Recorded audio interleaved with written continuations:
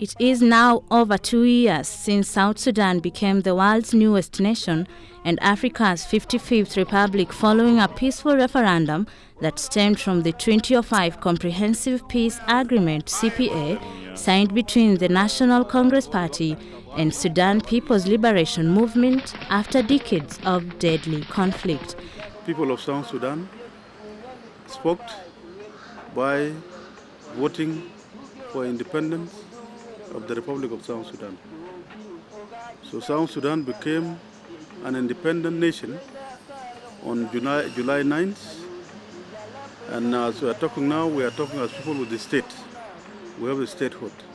The founder of Sudan People's Liberation Movement, Dr. John Garang, died in a plane crash barely 3 weeks after his enthronement as Omar al-Bashir's vice president and interim president of South Sudan, in line with the establishment and demand of comprehensive peace deal with Khartoum. I shall hold tenaciously to the process of cooperation and good working relations. President Salva Kiir was immediately endorsed to succeed him with a mandate to oversee the implementation of the CPA during the interim period of the coalition government. Dr. Riek Machar was appointed the country's vice president in the political transition. The constitution of the SPLM, the head of political party, when elected by the party, he now is a flag bearer in the presidency. So Salva Kiir was elected in 2008 as the chairman of the SPLM, with the hope that every 5 years the SPLM convention will sit and now will re-elect the current chairman of the SPLM or any other people that want to vie for the seat. Now our situation was a bit different. Now we become a party, not a movement. And as a party, you have 4 basic documents that you need to pass: the manifesto of the party, the constitution of the party, the internal rules, and the code of conduct. These 4 documents were being worked on. And before they finish, some people show interest that they want to run for chairmanship of the party, and some they want to, and these are the top people. You know, it is not about we in the party SPLM. The party is a party of 5 million South Sudanese. You may have other people who have interests outside.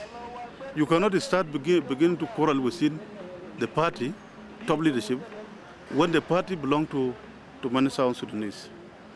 So I believe whatever the president did it in harmony.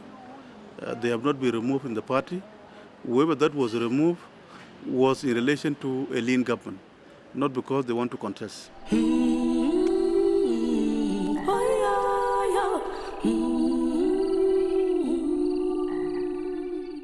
The 6 years of the CPA have, however, been defined by an unstable relationship between Juba and Khartoum governments.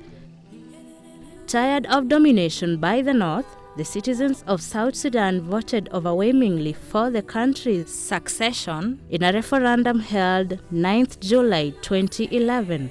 At least 98.83% of the population ensured their country freed itself from the North after decades of conflict, famine, and diseases that have claimed more than 2 million lives and displaced 4 million people during the Civil War. This result is the crowning moment of all the sacrifices made during our long struggle.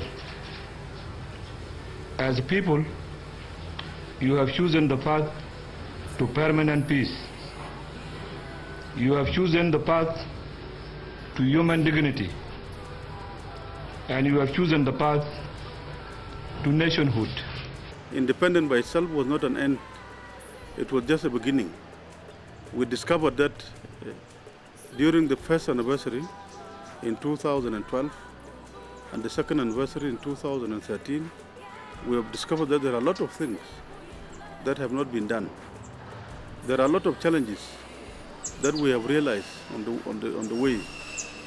And therefore, as people, yes, we have to answer those difficulties. Citizens from all walks of life greeted their country's independence with hope and boundless joy, as it not only signified freedom, but also justice, honor, and dignity. The long and torturous struggles and sacrifices of their living and fallen heroes and heroines had finally bore fruit.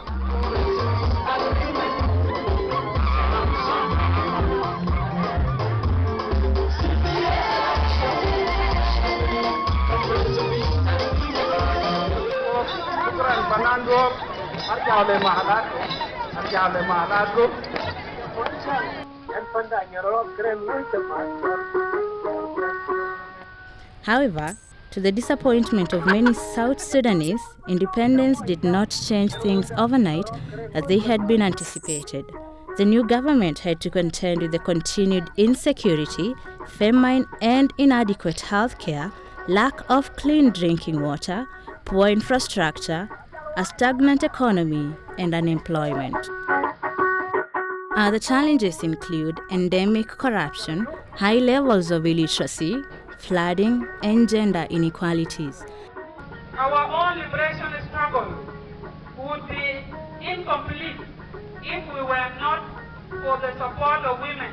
Our women must have the right to education, the right to marry, who they choose, and the right to feel safe in this country. Accessing clean water in most parts of South Sudan remain a significant challenge.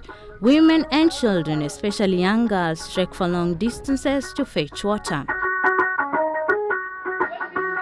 Educational facilities in the country are few and wanting. A majority of school-going age children have no access to schools, with the lucky being forced to scramble for the few established institutions. We are making sure that the ratio comes to 50. 1 to 50, the ratio, the teacher per child ratio. And actually, to make it possible is when we create more classes. Then by dividing the classes, we also we employ the more teachers, of which way is the right thing we are planning now. Rampant insecurity and poverty have also compelled children to keep off learning. Many youngsters who drop out of school opt to work as scouts, operate motorcycle taxis, among other ventures to earn a living. The wave of insecurity has remained a thorny matter. Several states of the country are facing deadly skirmishes involving militia or proxy forces backed by Khartoum. Between us and North, yes, we have signed agreement, we have become an independent nation, but yet they have not completed, their interest on the South, because oil comes from the South and pass through Sudan territory to Port Sudan. So they would want also to guide the economy of the South, which we in the South want to be independent. And they have caused a lot of headache to people of South Sudan by shutting down oil. And that's the only revenue source where we get our money. So that's a big challenge. They have also tried to encourage militia to come and fight in the South. Where the ethnic, the tribal conflict that you might have heard about the South is through that, so that we don't have the peace in the South Sudan, so that people fight from day to day. These are some of the challenges that we are facing. Jonglei State is the epicenter of destruction insurrection led by David Yau Yau and his militia against the SPLM government. UN agencies say about 20,000 people have been displaced this year. The SPLA has embarked on disarmament, and that is a government policy that should be continuous. It cannot be gauged by time, because on our side, it is the security of Jonglei should be connected with a long-term developmental plan. Arms in the hands of civilians is a threat and a risk, and we will continue disarming them, whether they like it or not.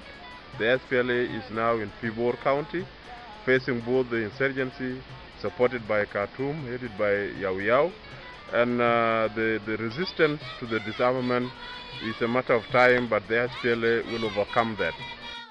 The country is struggling with the consequences of a long civil war and the failure of the 2005 Comprehensive Peace Agreement to make clear provisions for arms held by the civilians. Disarmament initiatives by the government are seen to have failed due to insufficient funding, lack of political will, or even perceived distrust from civilians who feel the police would not protect them and their property once they surrender their arms to the government.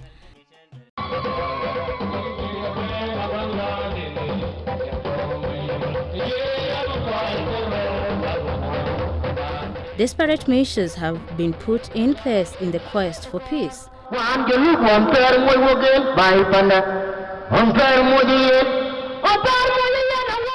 Local artists have composed songs that call for peaceful coexistence among warring tribes. They have received support from the leaders who join them to dance for peace and unity and condemnation of violence. My fellow citizens, let me assure you that violence does not solve any problem. It only makes matters worse. It is not good for the harmony of your family and also cause disarray in the future of your children. In 2012, the government held a nationwide conference involving all rival ethnic groups from the Greater Pibor, Bor, Okobo, and Fangak counties.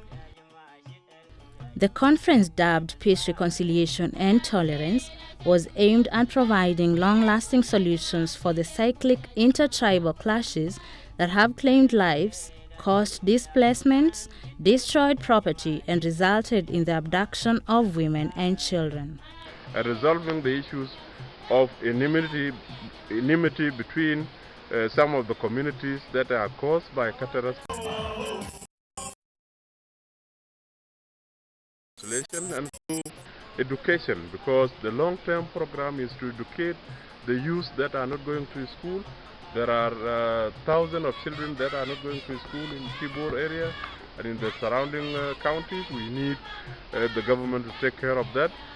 Put all the children that are under age of education, let them go to school, and in 10 years we'll have a generation that will have a different perspective on life, that will abandon the style of kata wrestling, because they will have a hope for the future. The initiative led to the recovery of 10,000 weapons in a disarmament campaign carried out by the government across the 11 counties of Jonglei State. Local churches and humanitarian partners have also made enormous efforts towards lasting solutions to the conflict in the country.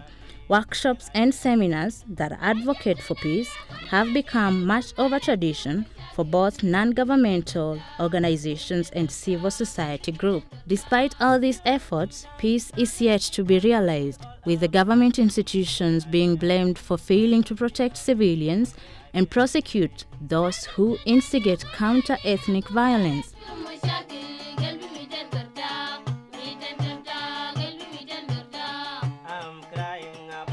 Seasonal flooding that is exacerbated by the overflow of River Nile is also a major cause of concern in South Sudan.